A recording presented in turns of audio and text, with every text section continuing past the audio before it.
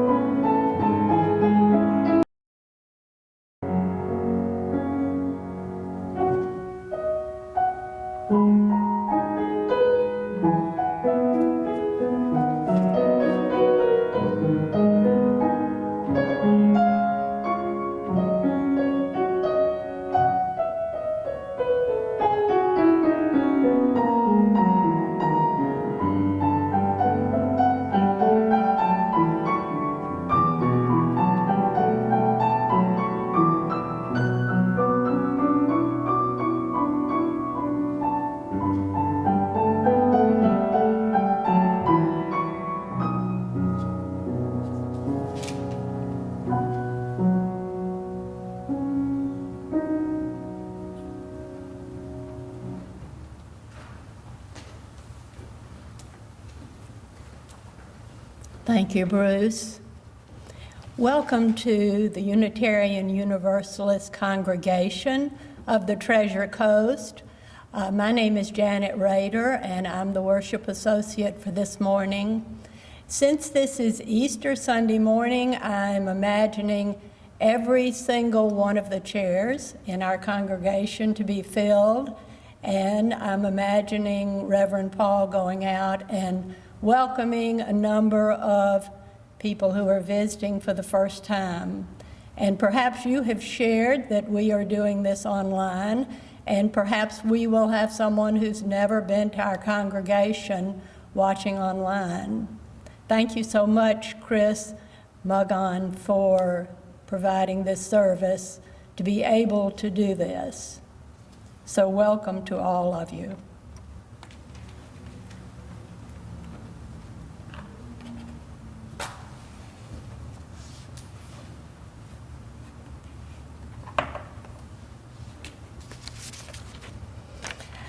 As I tried to think of what inspiring, comforting words I might be able to say to you this morning, I looked again in several books of mine to try to find words that I thought were just right. And then I was in my laundry room, and I was getting ready to do laundry and looked up on the wall, and a daughter of mine, when we first bought our home down here, now it's almost 6 years ago, she had some inspiring words put on a canvas. You probably are seen many of those canvases stretched over whatever, 16-inch rectangle and 16 by 12 or whatever. And so I looked up there and I thought, well, you know, perhaps these words are as uplifting as any I might find.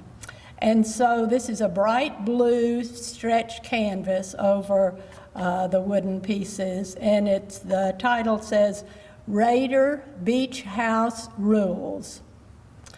Wake up smiling, watch the sunrise, take long walks, swap stories, wear sunscreen, soak up the sun, nap often, relax and unwind, slow down, enjoy the sunset, be grateful for the day.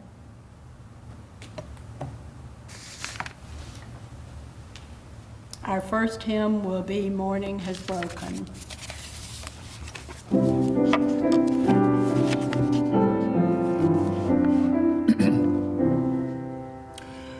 Morning has broken like the first morning. Blackbird has spoken like the first bird. Praise for the singing, praise for the morning, praise for the bringing fresh from the word. Sweet the rains do fall, sunlit from heaven, like the first dew fall on the first grass. Praise for the sweetness of the wet garden, sprung in completeness where God's feet pass. Mine is the sunlight, mine is the morning, light Eden saw play. Praise with elation, praise every morning, God's recreation of the new day.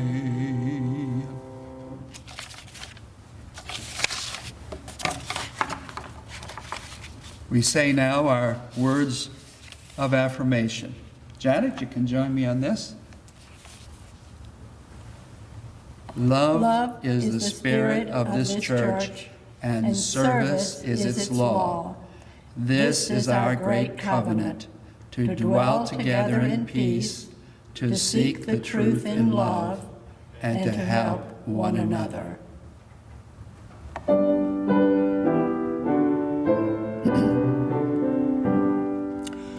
From all that dwell below the skies, let faith and hope and love arise.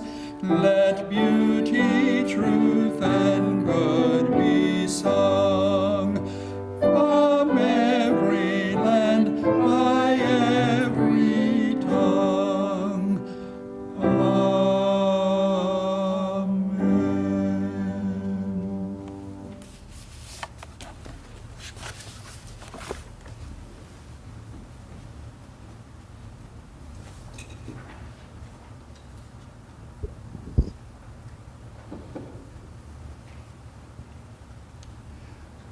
We come to that time in our service for sharing of joys and sorrows or concerns. And of course, we're taping this 2 weeks in advance, so our joys and sorrows are as of March 29th. But I got word this past week from Bruce, the son of Martha Alfie, that she had been taken ill because of low blood pressure and gone into the hospital, and now she's at the Martin Rehabilitation Center at Hospital South. And he said that she would welcome calls and cards at that location. Martha also celebrated her 94th birthday on April 5th. And then we know that on March 26th, our oldest member, Regina Lupu, celebrated her 104th birthday. So we give our congratulations to them. So I'll move a stone for both of them from our individual lives and into the circle of our love and care as a congregation. And then, of course, I should probably move a stone for all of us who are likely under orders of shelter in place. So it behooves all of us to learn to do the best of enforced isolation and reach out to each other by phone, by hopefully very shortly we'll have our group set up on Facebook so that we can communicate with each other that way as well. But we have in mind as a caring religious community the joys and the sorrows of our whole family. Amen.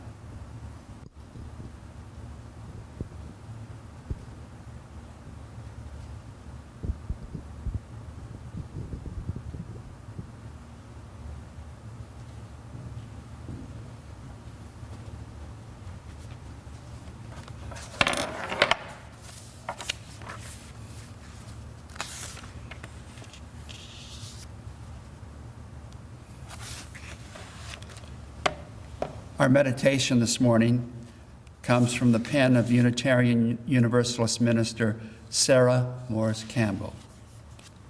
It's entitled Rolling Away the Stone.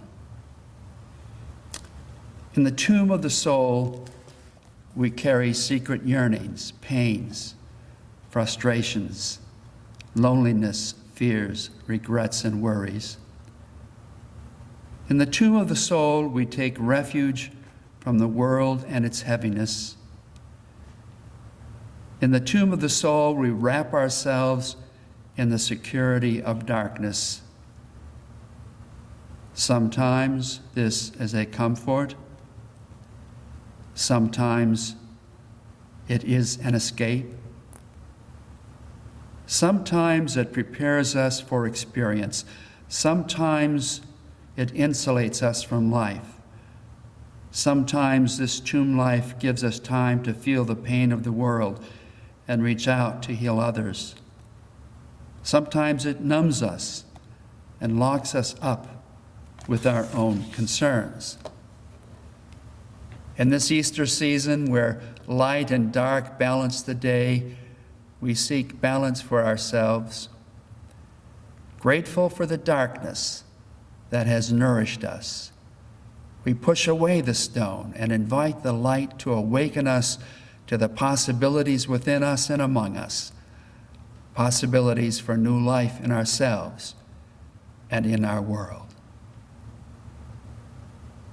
Thinking of these things, let us be together for a period of silence.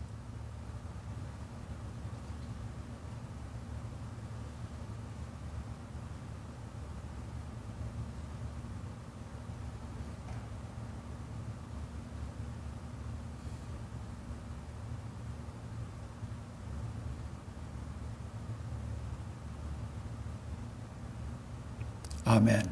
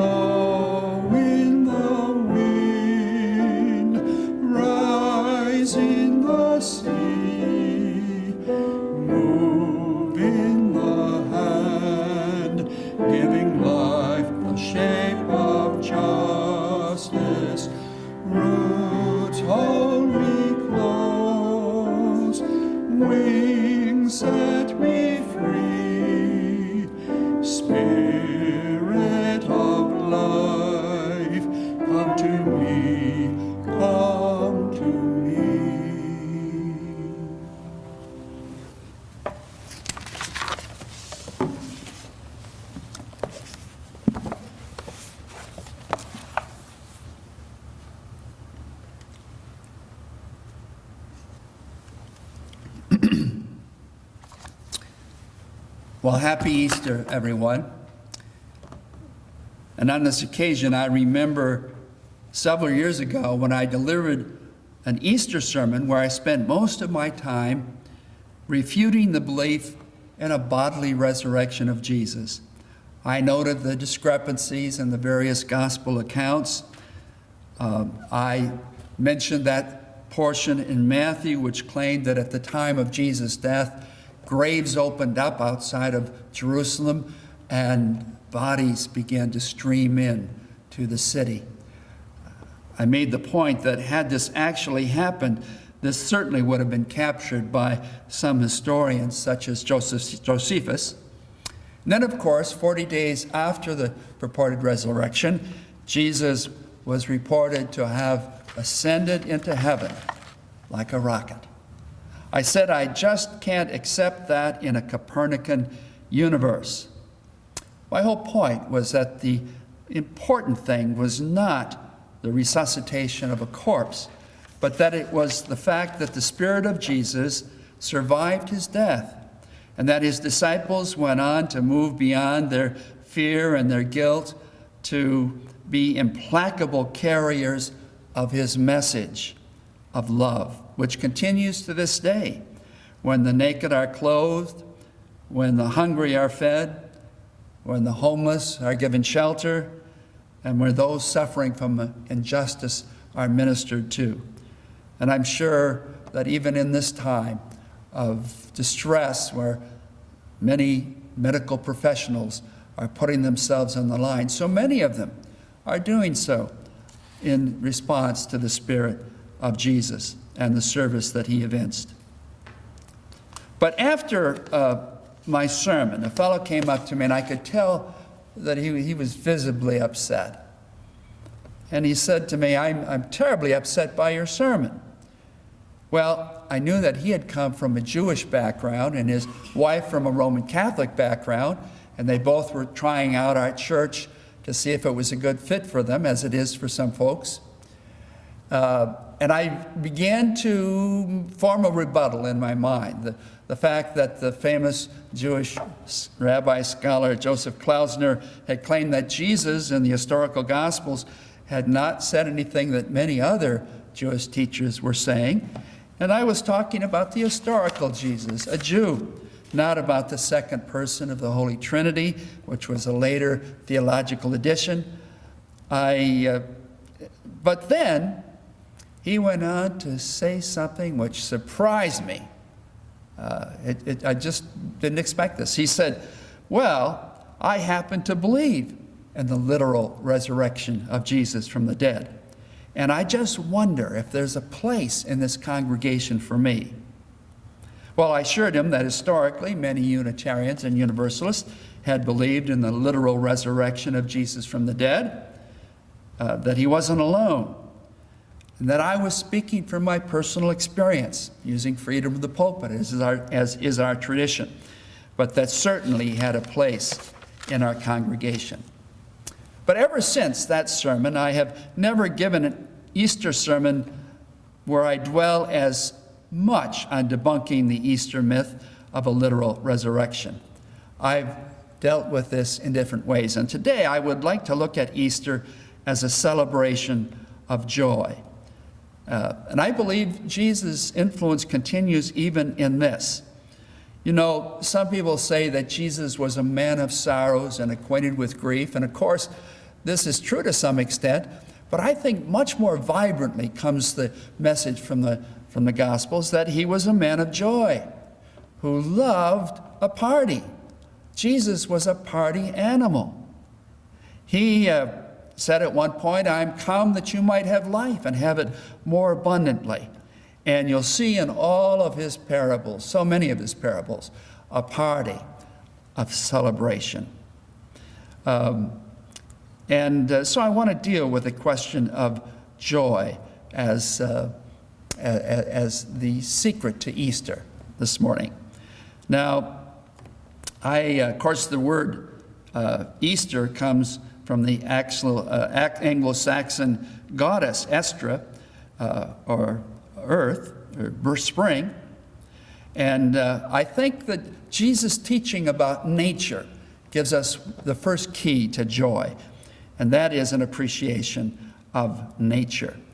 Remember how he said, "Consider the lilies of the field, how they toil not, neither do they spin.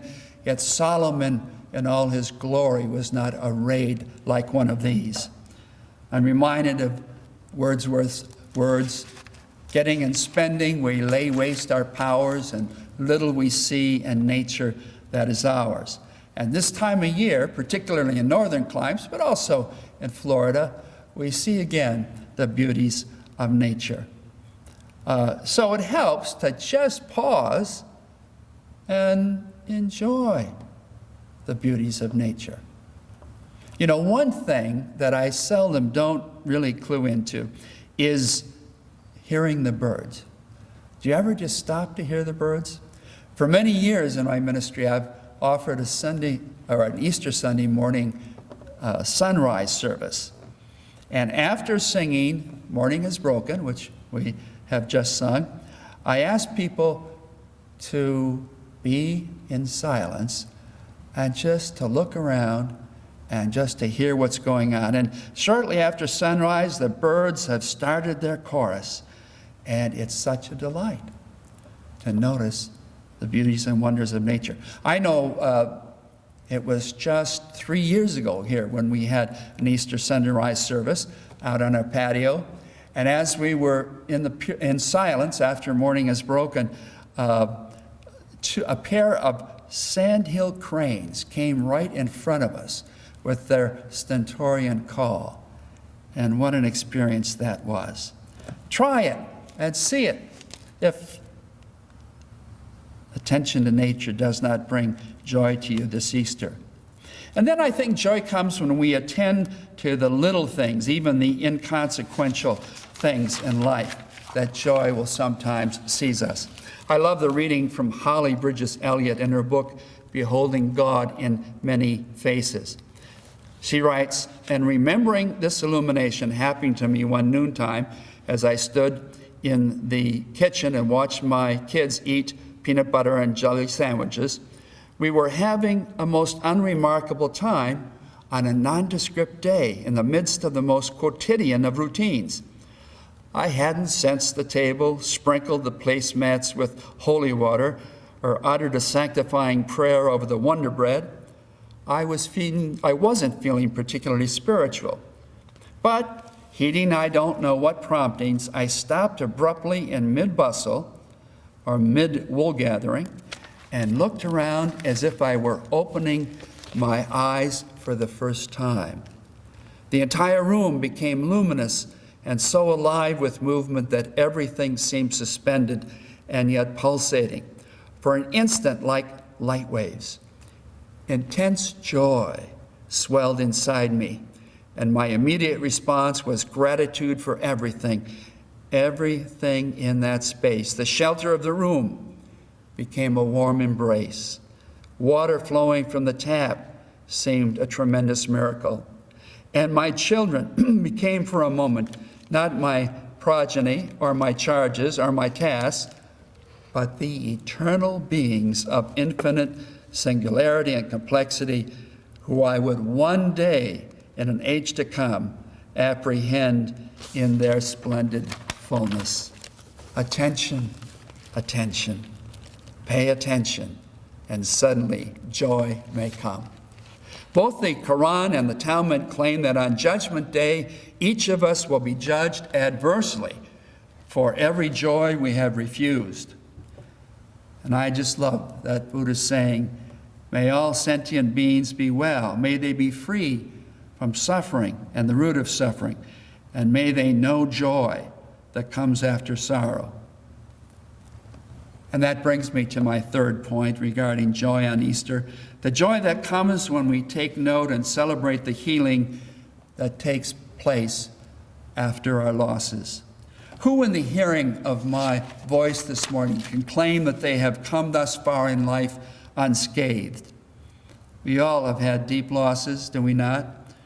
Of loved ones, of jobs, of a part of our body, our abilities, losses which indeed are grievous to us. But thank goodness for the process of healing, natural healing that occurs over time. We experience within ourselves a literal resurrection. Now, I'm not saying it's foolproof, that it happens to everyone every time, but so often it does, that we are healed of grief. I remember my mother so fondly, who died in 2007, and my brother Phil, who has now passed on, videotaped the service. And for several years, I couldn't bear to watch it because the service was such a difficult experience for me. I had given a tribute, my brother Tim had, and my sister Jan. I remember being upset with the minister who had known my mother for 50 years, but said very little about her and really delivered a theological treatise. But I just couldn't bring myself to watch the tape that my brother Phil had made. I didn't want to relive the grief that I had experienced. I couldn't bear to see her body in a casket again.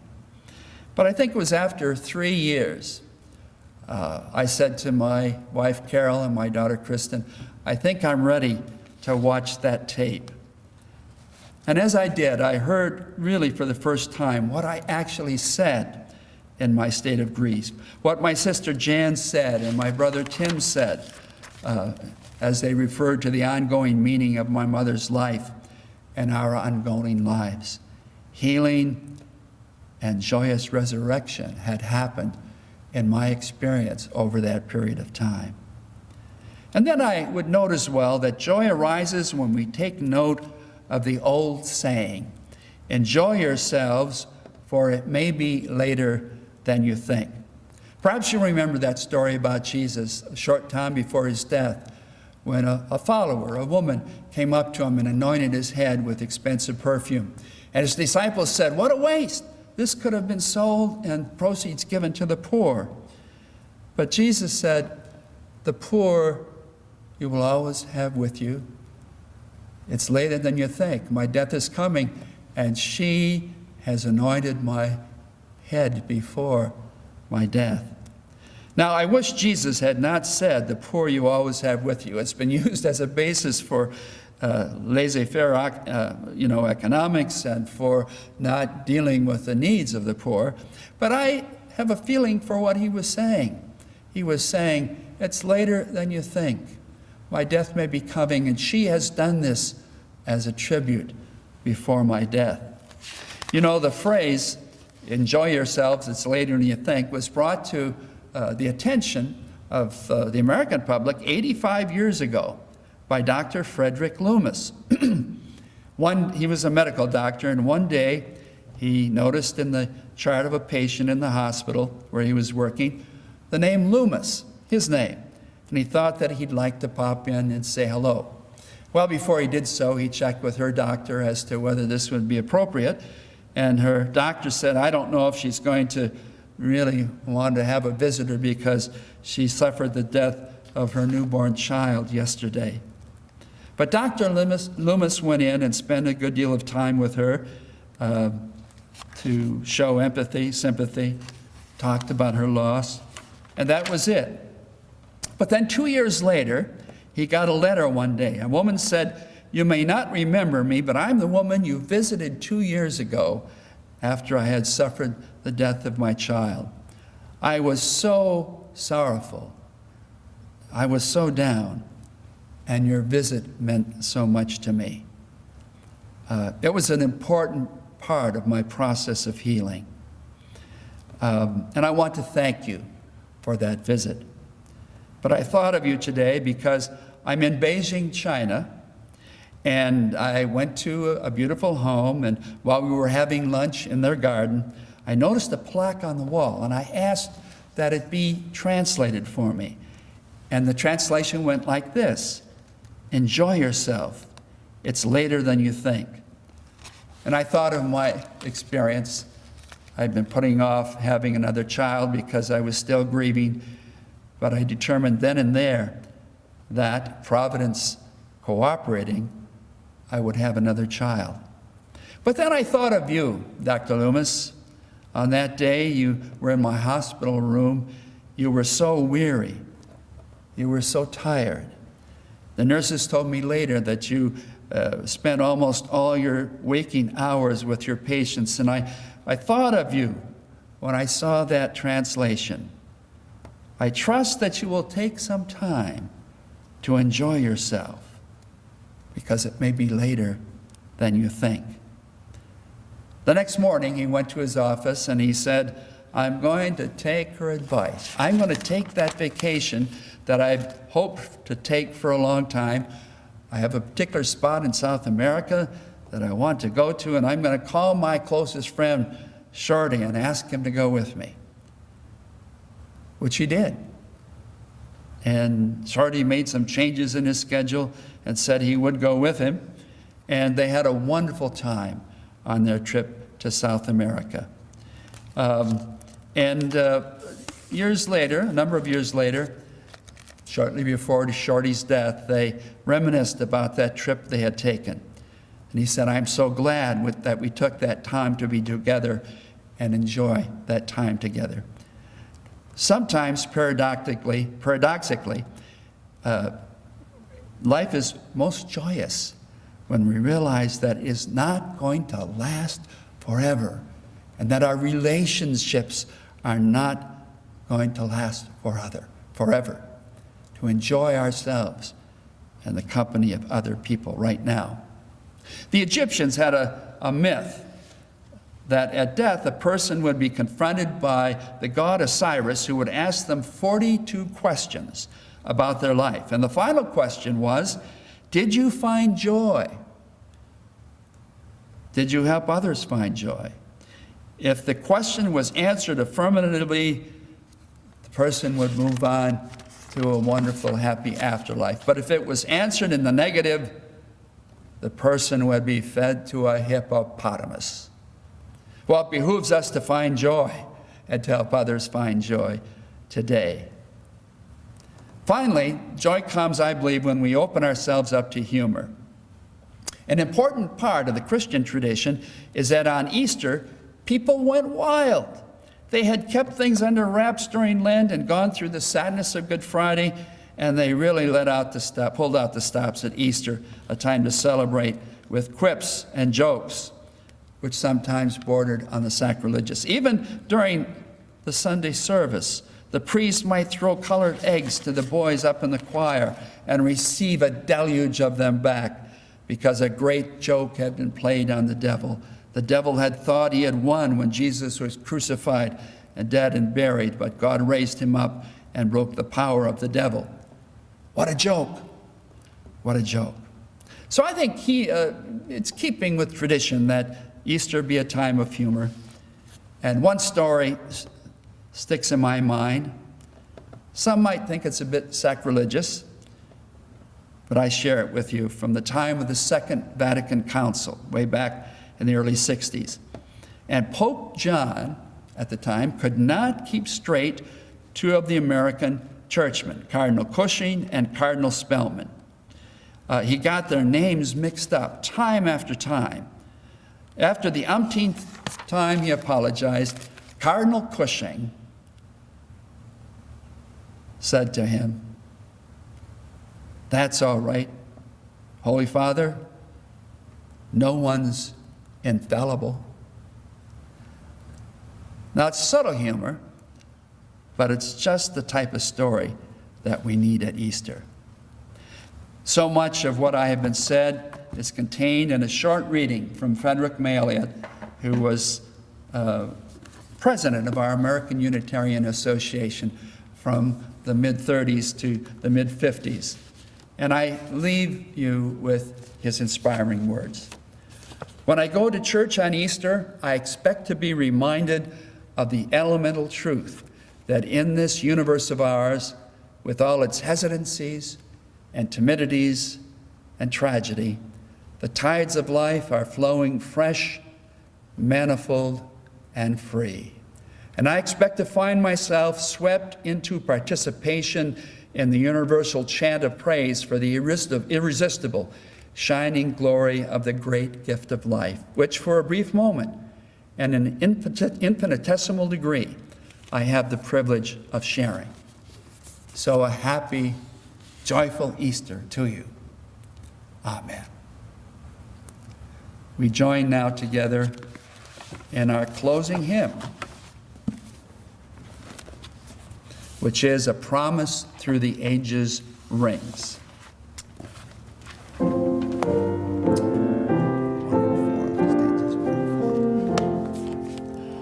A promise through the ages rings that always, always something sings, not just in May and February hour, but in December's coldest hour.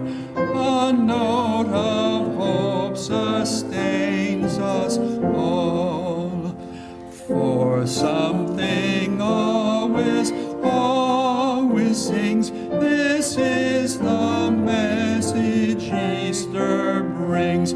From deep despair and perished things, a green shoot always, always springs, and something always, always sings.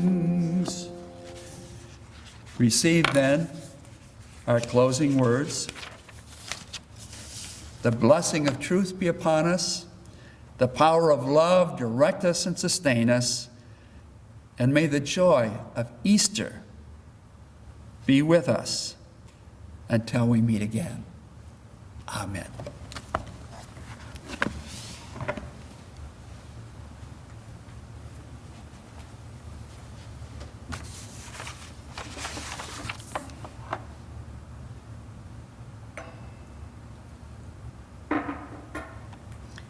The postlude will be Fugue in C minor by Bach.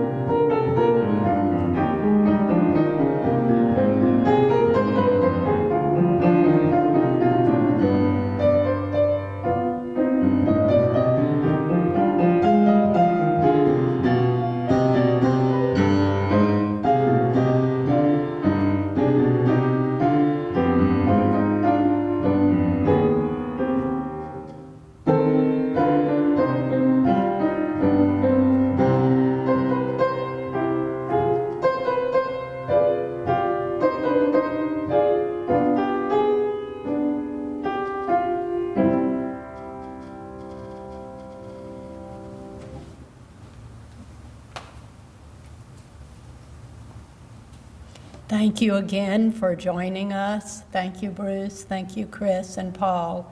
Until we meet again, joy.